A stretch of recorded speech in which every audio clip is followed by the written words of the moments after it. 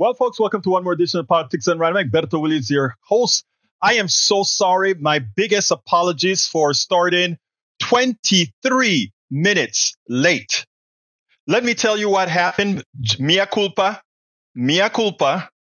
But it was our restreamer made a change, a substantial change in the connectivity between our network and their network to get a stream out to you.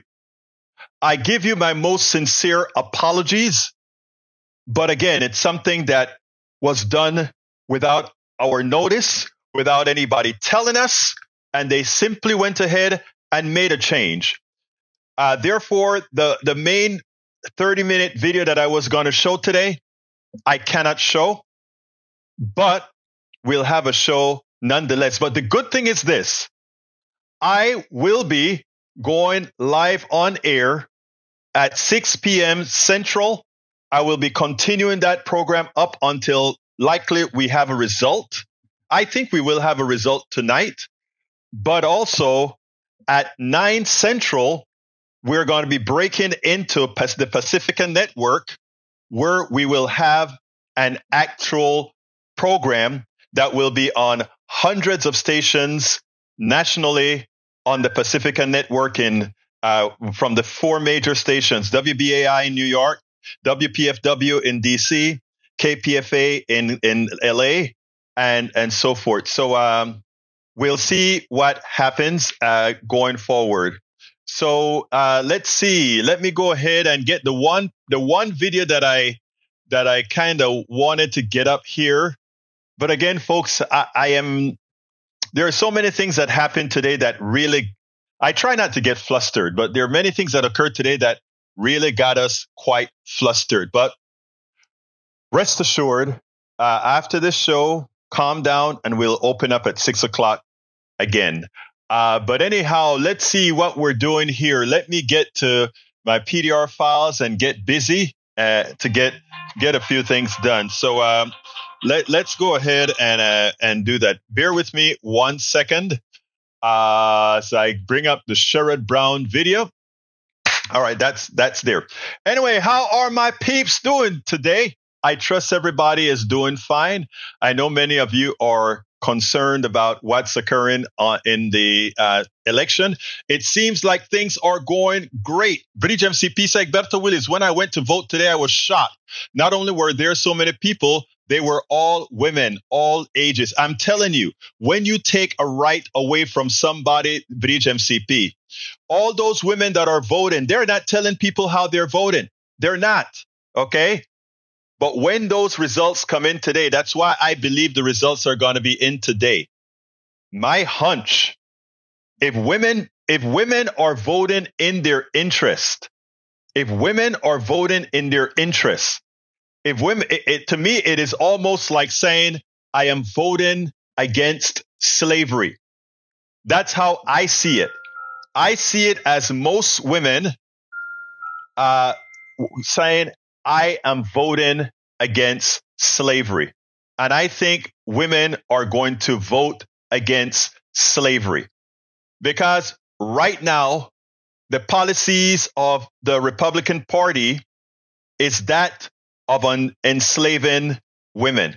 And anybody who puts economy and barter against their own personal humanity or the personal agency in their bodies, I think that's what the patriarchy doesn't get. The patriarchy doesn't understand that without a woman having agency in her body, there ain't no economy, there ain't no border. Again, I repeat, without a woman having agency in her own body, economy and border means nothing.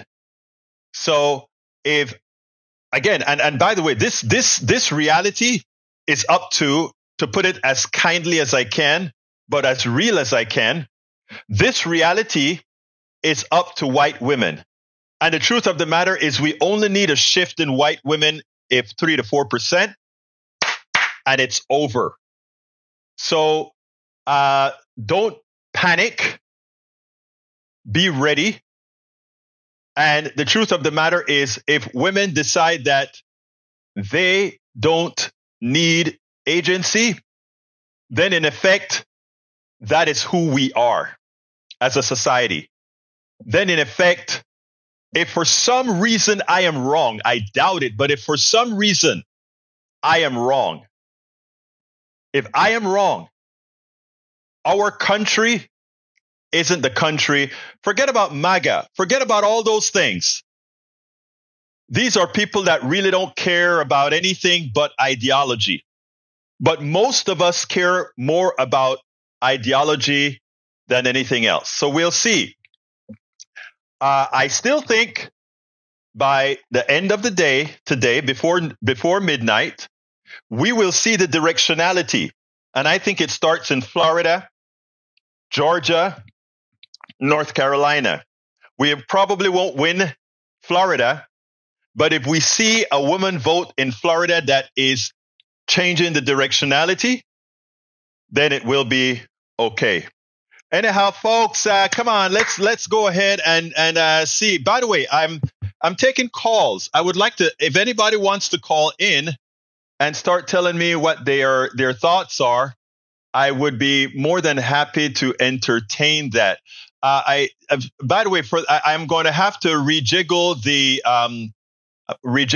this chat, because for some reason I think the chat is on a previous domain, because I don't see. Let me see if I don't see it recording the different. Look, I'm going to lose all my chat, so let me welcome everybody first. Eric Hayes, welcome. Melanie Keelan, welcome. AVQ, welcome. Anybody? Look, I'm going to lose the chats, guys, but I got to do a refresh, okay? It's all the crazy things that's been happening with Restream. So I am redoing the chat. All right, let's go to Ray. All right. Hey, Ray. How you doing, my brother? Hey, brother Egberto. Talk to me. Can you hear me? Yes, I can hear you. So I don't have much to say. I'm actually in the process of making my way to different communities to try to get what I need to get done for this election day. Happy election day to you, by the way, brother. Happy election day to you too, my brother. You know, I just wanted to say a thought that crossed my mind. I wanted to say it on the 6 a.m. show, but it came to mind now, and I want to share it with you. You know, the idea of Donald Trump as president kind of reminds me of Jurassic Park, because they brought back the dinosaurs. Yes. And you saw the result of that. It was a horrible deal. And remember the sequel to Jurassic Park, The Lost World. They thought it was an even better idea to bring the dinosaurs back to America. Mm-hmm. And then the T-Rex got loose and ate a few people in the city, and you know there was carnage. But finally, the happy ending was they got the T-Rex back on the boat and closed the hatch. So this election day, Donald Trump is that T-Rex running rampant in the city, and we need to get him back on that boat, close that hatch, and ship him back to hell where he came from. Yes, that's my piece for the day. I mean, the thing about and don't bring back any more dinosaurs. Look, let me talk to you about that, because I am, in as much as I think women are going to bring it home for us, Ray. When I say us, I mean for America. I don't mean for us, you and I. I mean, I think women are going to bring it home for us. But the fact that so many people's minds are so fried and not understanding what is actually happening is very disconcerting to me. And it should be very disconcerting to many. I know we have our sister in the chat right now that has been, I know she's been very, very upset at and justifiably so, upset at what she finds to be pathetic, to put it nicely, as pathetic as one can get. But the only thing that I have to say here is the following, folks. First of all, Donald Trump I don't think is likely to win. But if by accident the women don't come through, the particular women that should come through don't come through, this is our country, and we will not allow bad things. We're not going to deny elections. We're definitely not going to deny it. That's not who we are. If Kamala Harris were to accidentally lose, what we will do is be the obstruction that is necessary to ensure that the fascist doesn't get the fascist behavior without a fight. Okay, so that's what we're going to do. But anyway, anything else you want to say, my brother? Well, I can't say that I disagree with anything that you say. If that is the way the cards fall, let's play the Mitch McConnell role and obstruct everything that is going to bring this country back into the brink of the dark ages, I call them. So, absolutely so. But I feel like so. I feel like that's the alternative reality that we just keep in the back of our mind. But from what I'm hearing, Kamala Harris is going to win. Yeah, that's what I'm hearing too. I hear what's going on right now is the reason that the right-wing media is trying to put out all these stories about him winning is so that they can keep things in limbo to see what kind of a ruckus they can pull up, right? And also, since a lot of folks are still voting, they're hoping to kill the vote. But if you listen to what Bridge says, Bridge is in a very red area, and she goes to the voting machines where it covers a whole lot of area, and she sees. Actually, let me just say thank you for calling in, Ray. I want Bridge to call in and tell me her voting experience. So let's go ahead and do that. And by the way, I'm going to start my show. I don't know how many people are going to be here, but I'm going to start my show at 6 o'clock if I get everything connected correctly.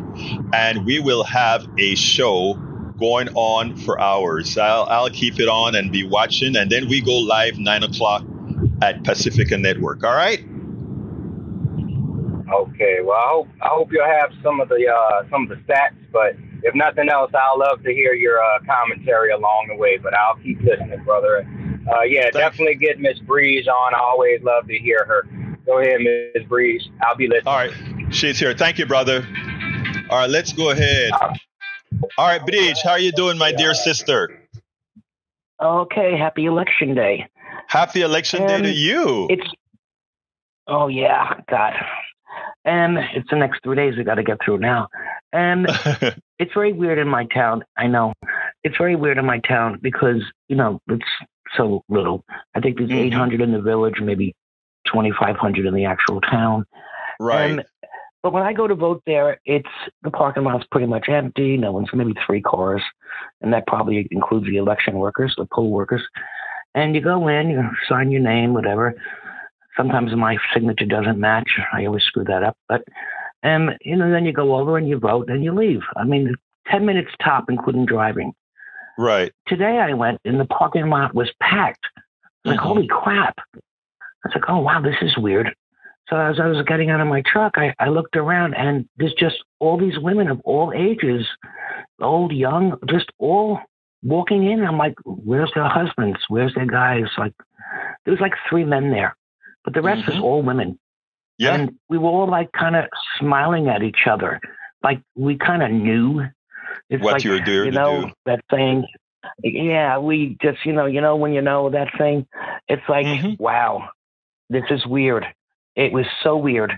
And even the poll workers, when I was watching their faces, when another person came in, I would look and 2 more women came in. I looked back at the poll worker signing me in, and she would look down and just smile. I was like, wow, this is weird.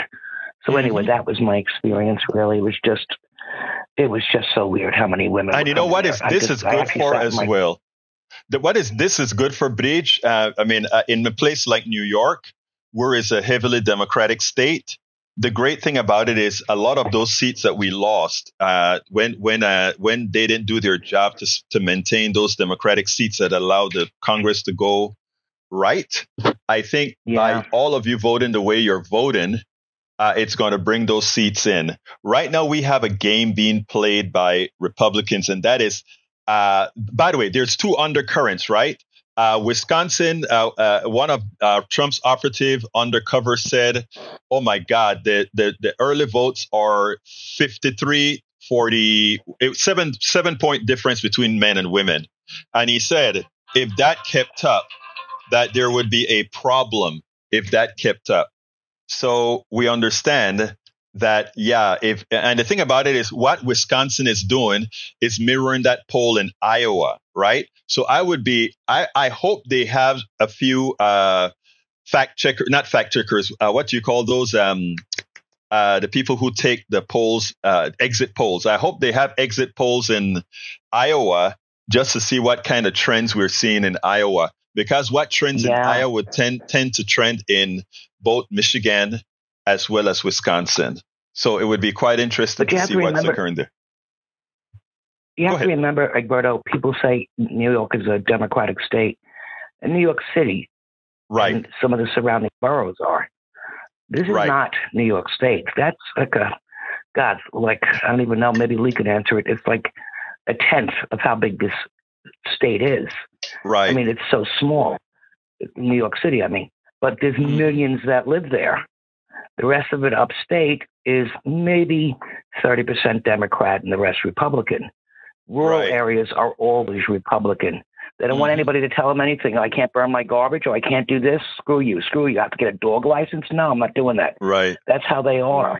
And that's all right. I understand that to a certain degree. Yeah, and that's when fine. You say New York, I don't have a problem with that. I don't care. You know, the one thing, New York, you have to remember. They're just going to say you have to remember it's New York City that pulls this Democrat, not the state. Yeah, well, Lee Grant says that Thaka is a hotbed of leftism. I imagine Thaka is somewhere in your area. I don't know New York, out of New York I think City. probably means Ithaca. Oh, Ithaca. That's what he means. Yeah, Ithaca. Yeah, Ithaca. There's the only thing I know about Ithaca is they have a penitentiary there that's famous. There's a lot of places up here that have penitentiaries, and some of them are beautiful. The outside of them anyway. But I don't want to. I know. I don't know if you have to do the reboot. Well, actually, because I came on. Go ahead. I was gonna say I was on yesterday, and I went on to watch, and all it did was buffer and buffer and buffer and buffer. And now Facebook worked, but YouTube didn't work at all. I couldn't use YouTube at all on any channel, not just yours. Nowhere. It was like down. So, yeah, I mean, there's a lot that's happening right now with these channels, both on getting it used and also on streaming and throttling. I am so sad. I finally downgraded my Twitter. I was actually at a premium plus on Twitter because, again, as a business, you want to take out all the things. But that guy is doing all kinds of stuff with Twitter. So I figure, why pay him to screw me? Everybody's having trouble with everything with streaming. Even last night, I was streaming anything that I streamed that was MSNBC or any of that. Mm-hmm. As soon as it got, and it was so funny, it was so obvious. As soon as they said Trump, boop, it went to a buffer, and it came back a couple of minutes later. I was actually saying what, and so I would rewind it, and as soon as it got there, boom, buffer, and later on in the videos. As soon as it got to his name again, boom, buffer. So what the hell are they doing? And, I usually I can see the counts. I have a screen here that, I don't know what Restream was thinking about when they went ahead and changed the way things work. Because now I have a what do I call it? A counter that I can aggregate all the people watching on Twitter, all the people watching on Twitch, all the people watching on Facebook, and all these other places. I don't know. I don't have my count right now. Restream just went ahead and changed everything overnight. I should have known something has happened when I could stream. You think that's a coincidence? I wonder. There's no coincidences. Everything changed overnight too. Yeah, there's a trick to YouTube, and I had to do it for a long time, but I don't have to do it anymore. If you go to YouTube/CA, which is Canada, you get a whole different thing. You don't get that happening. Oh, interesting. So I tried to do that with yours yesterday, but I forgot how to do it. I was like, where do I put that slash before that? I couldn't get it. I haven't done it in a while, but that's a trick to get out of YouTube buffering. Okay, I didn't know that. Well, YouTube. Well, we know that now. We'll from now on use Canada as U2. But anyway, thank you very much for calling in, Vrij MCP. And by the way, I'm going to be on again. I am going to try to just keep us on 6 o'clock. I'm going to try to set it up and see if I can run it because, like I said, we're also doing, we're going live on the entire Pacifica network. So we'll have several hundred stations that will be taking our audio. So we'll see if I can do that without a glitch. 6 o'clock. Well, actually, we go live nationally 9 o'clock my time, but I am going to start going live 6:30 just to start, seeing, just to see what happens. We'll see. Yeah. I'm waiting. Yeah. Right now, you're going to get yourself all upset because they're saying things that just aren't true yet. And then, like Greg Palast was posting about the bomb threats, I think in Atlanta. I asked Yvette about it. Maybe well, you see, all of that is planned. But, that is planned to try to get people scared to vote. And people just need to go out there and vote. What it was. Yeah. Then they went and realized it was a Russian bot that did it. Yeah. Son of a gun. I mean, they have this all planned way ahead of time, but so does the Department of Homeland Security. They're waiting for them. They've already played this stupid game before. Everybody's waiting. They're like, go ahead, do it again. You're a criminal. Yes. That's it. Don't you electors people think we know already? They're so stupid. But anyway, let me go ahead and play this 3-minute video. Okay, and then we'll take a break. I'm probably going to shut her down early because I have a lot of setup to do, and I got to go learn the new restream that I can make sure everything goes out correctly. All right? All right. Have fun, everybody. Bye. All right, folks. Thank you, guys. All right. Thank you very much, Vrij. Have a great day. Anyway, folks, look, if you think places like Ohio are permanently, what should I say, blue, or rather permanently red, I want you to check this discussion out that we had from two smart pundits. Check it out. So he has a different kind of brand than sort of the typical national Democrat there. That said, to the governor's point, it is a hard state, and it's increasingly a hard state to win. Yeah, it's getting redder. Because it's getting red. But I also want to make this point because we won Ohio on the Obama campaign, and I think when you look at how this goes back also there to Nevada, the conversation we were having earlier, Republicans have put money into early voting and it's showing in some of these states. I think Democrats going to have to take a long, hard look at what we're doing for party building and how we're not making investments anymore, big investments in states like Ohio. 2.5 million people voted early in Ohio. That is such a good point he made, because when I won in 10, there was one Republican statewide. And then, bang, it turned around. And I think that the infrastructure of the Democratic Party basically collapsed. I do not believe Ohio is this kind of a red state. When you think about where you grew up, you think about Youngstown, you think about the Mahoning Valley, when you think about Cleveland, when you go to Toledo, they're voting Republican. How long does that last? I don't think forever. I think Ohio's going to change. Why not? What's the issue that's going to... Because they're going to find out that all this rhetoric out of Trump isn't going to improve their lives. So John Kerry would be president if not for Ohio. It was the Republican vote in Ohio for George W. Bush that made all the difference for John Kerry. I think, and then we won it in 2000, and then Obama won it. So what is the issue that changes? I mean, you're looking at NAFTA certainly helped Donald Trump. He ran against NAFTA. He had a chance to change it, to do the USMCA. Did that work? Is it making everything better? When all he says is, we're going to make... No, what I'm saying is, do Democrats try to use that and say it wasn't really changed fundamentally, no difference was made? Is that how you win Ohio back? No, I think what's going to happen is the Democratic Party has to rebuild, number one, and number two, I think there will be disillusionment in these areas. If you look at the history of Youngstown, they don't vote Republican. I mean, I carry that area, but it was shocking when I did. It is a tough state. Yeah. And at some point, people are going to wake up and say, I kept voting Republican. I didn't get anything, and that's not my natural allegiance. That's not where my parents were. I think, Katie, you're going to see Ohio change over time. Is it the immigration issue? Pardon? How does the immigration issue play there? Well, I think immigration is a big issue everywhere. And that's why she's tried. That's one of the things where I think early on, she should have been tougher.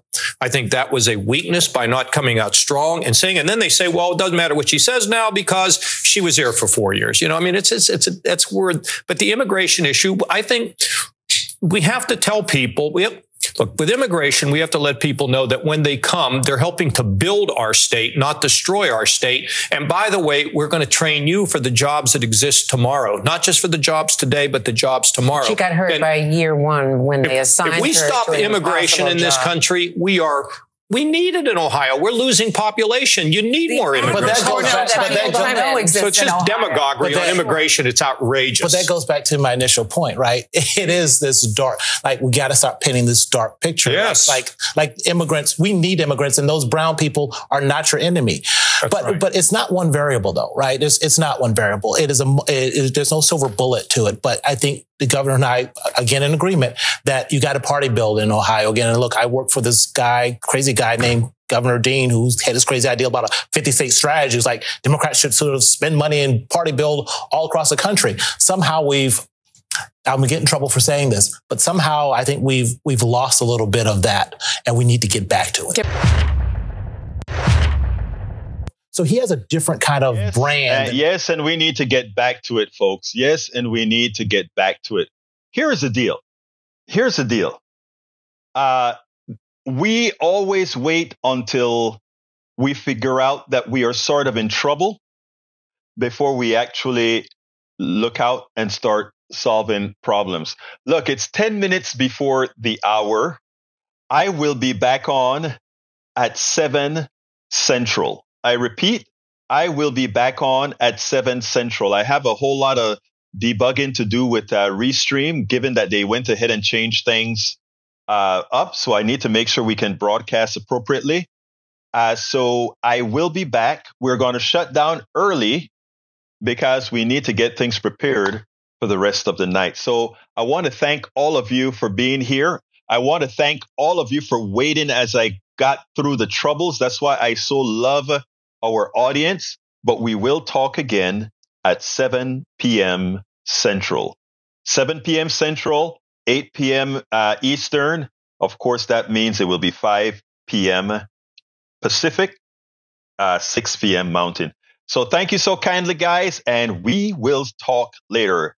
I'm Egberto Willies. This is Politics Done Right, and you guys know how I end this baby. I am what? Out. We spend a lot of time deconstructing the news, trying to parse it into a form that everybody can understand. We try to find those little nitpicks where it flies above the fray, etc. If you really like these videos that we do, I want to ask a big favor. Please go ahead. Number 1, subscribe to our channel. And number 2, please join if you can. Thank you so kindly for watching. Keep watching. Please remember to share. We must populate the entire internet with our progressive message, a message that we know is what most Americans say that they want. So help us, please join.